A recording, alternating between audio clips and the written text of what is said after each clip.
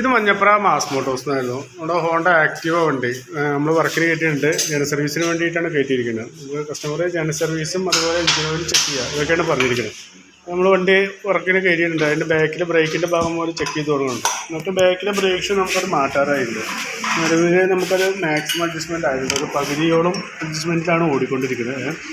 അപ്പോൾ നമുക്ക് ബാക്കിലെ ബ്രേക്ക് ഷൂ ഒന്ന് മാറ്റിയിടാറായിട്ട് ബാക്കിലെ ബ്രേക്ക് ഷൂ മണ്ണം അതുപോലെ ബാക്ക് വീല് പിടിപ്പിക്കുന്ന ഷാഫ്റ്റാണ് നിലവിൽ. അതിൻ്റെ ബെയറിങ്ങിനൊന്നും വേറെ കുഴപ്പമൊന്നുമില്ല, പ്ലേ കാര്യങ്ങളൊന്നുമില്ല. ഫുള്ളായിട്ടൊന്ന് ക്ലീൻ ചെയ്താൽ മതി. ടയറായാലും നമുക്ക് ഉപയോഗിക്കേണ്ട കുഴപ്പമൊന്നുമില്ല. വീൽ ഹബായാലും ഒന്ന് ക്ലീൻ ചെയ്തിട്ടാൽ മതി, വേറെ കുഴപ്പമൊന്നും കാണിക്കുന്നില്ല. ബ്രേക്സ് മാറ്റിയിട്ടൊന്ന് റീസെറ്റ് ആക്കുക. ക്ലച്ചിൻ്റെ ഭാഗം നമ്മൾ ചെക്ക് ചെയ്യാൻ വേണ്ടി വെച്ചിട്ടുണ്ട്. ക്ലച്ചിൻ്റെ ഭാഗത്ത് നിലയിൽ വേറെ കംപ്ലൈൻ്റ് ഒന്നുമില്ല. ഓയിൽ ലീക്കോ വേറെ കുഴപ്പമൊന്നും കാണിക്കുന്നില്ല. അതിൻ്റെ variator body roller weight boss ഡ്രൈവിന് നിലയിൽ വേറെ കംപ്ലൈൻറ്റ്സ് ഒന്നുമില്ല. ഓട്ടോ ക്ലച്ചിൻ്റെ യൂണിറ്റായാലും നിലയിൽ വേറെ കുഴപ്പമൊന്നും കാണിക്കുന്നില്ല. ബെൽറ്റിൻ്റെ ഭാഗം ചെക്ക് ചെയ്യുമ്പോഴും ബെൽറ്റ് നമുക്ക് ഉപയോഗിക്കാം, വേറെ കുഴപ്പമൊന്നും കാണിക്കുന്നില്ല. ഹോണ്ടയുടെ കമ്പനി ബെൽറ്റാണ് കിടക്കുന്നത്, നിലയിൽ വേറെ കുഴപ്പമൊന്നും കാണിക്കുന്നില്ല. പിന്നെ അതിൻ്റെ എയർ ഫിൽറ്ററിൻ്റെ ഭാഗം ചെക്ക് ചെയ്തിട്ടുണ്ട്. എയർ ഫിൽറ്ററും ചെക്ക് ചെയ്ത് നോക്കിയപ്പോൾ നിലയിൽ വേറെ കുഴപ്പമൊന്നും കാണിക്കുന്നില്ല. എയർ ഫിൽറ്റർ നമുക്ക് ക്ലീൻ ചെയ്തിട്ടാൽ മതി, വേറെ നിലവിൽ വേറെ കംപ്ലൈൻറ്റൊന്നും കാണിക്കുന്നില്ല. ഇനി നമുക്ക് വേറെ കംപ്ലൈൻറ്റ് കാണിക്കുന്ന അതിൻ്റെ സീറ്റ് ലോക്ക്, ഈ ലോക്ക് കംപ്ലൈൻ്റാണ് കേട്ടോ. കറക്റ്റ് സീറ്റ് ലോക്ക് ആവുന്നില്ല. ഈ ലോക്കിൻ്റെ കംപ്ലൈൻ്റാണ്. ഈ മാറ്റുമ്പോൾ ഈ ലോക്ക് പറയുമ്പോൾ കീ സെറ്റ് ഫുൾ സെറ്റായിട്ടേ വരുള്ളൂ. കാരണം അതിൽ കൂടെയാണ് ഈ ലോക്കും വരുള്ളൂ.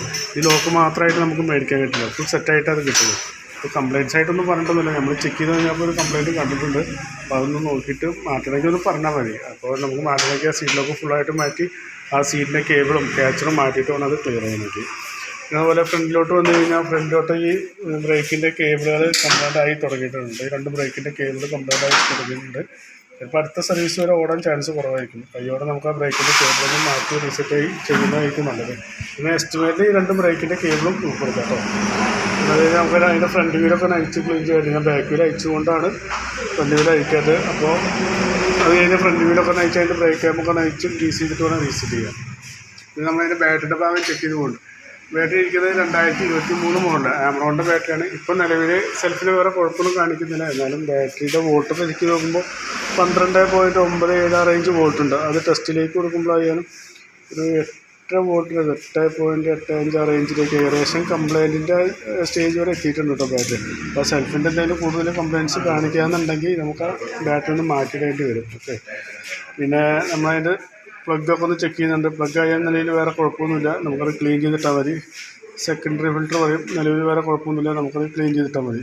പിന്നെ എഞ്ചിൻ ഓയിൽ ചെക്കപ്പ് പറയാം. അപ്പോൾ എഞ്ചിൻ ഓയിൽ ചെക്ക് ചെയ്ത് കഴിഞ്ഞപ്പോൾ സ്റ്റിക്കിന് നല്ല രീതിയിൽ ലെവൽ കുറവായിരുന്നു. അപ്പോൾ ഒന്ന് അയച്ചു നോക്കി കഴിഞ്ഞാൽ അത്യാവശ്യം നല്ല രീതിയിൽ എഞ്ചിൻ ഓയിൽ ലെവൽ കുറഞ്ഞിട്ടുണ്ട്. അപ്പോൾ നമുക്ക് എഞ്ചിൻ ഓയിലൊന്ന് മാറ്റേണ്ട സ്റ്റേജാണ്. അപ്പോൾ എന്താ ചെയ്യേണ്ടതെന്ന് വെച്ച് കഴിഞ്ഞാൽ നമ്മൾ എഞ്ചിൻ ഓയിൽ മാറ്റിയിട്ട് ഒരു മാസമോ അല്ലെങ്കിൽ ഒരു 1000 കിലോമീറ്റർ കഴിയുമ്പോൾ ഒന്നുകൂടി ഒന്ന് ചെക്ക് ചെയ്ത് നോക്കാം.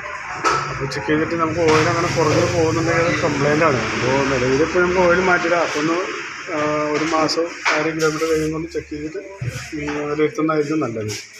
പിന്നെ വേറെ പ്രയത്നത്തിൽ വേറെ കംപ്ലയിൻറ്റ്സ് ഒന്നുമില്ല. പിന്നെ മാറ്റേണ്ട പാർട്സ് ഞാൻ എസ്റ്റിമേറ്റ് ഉൾപ്പെടുത്തുന്നുണ്ട്. എഞ്ചിൻ ഓയിൽ ഉൾപ്പെടുത്തുന്നുണ്ട്, ബാക്കിലെ ബ്രേക്ക് ഷൂ, ഫ്രണ്ടിലെ 2 ബ്രേക്കിൻ്റെ കേബിൾ എസ്റ്റിമേറ്റ് ഉൾപ്പെടുത്തുന്നുണ്ട്. ആ കീസെറ്റിൻ്റെ കേസ് എന്തെങ്കിലും ചെയ്യണമെങ്കിൽ അതൊന്നും പറഞ്ഞാൽ കേട്ടോ. ഓക്കെ.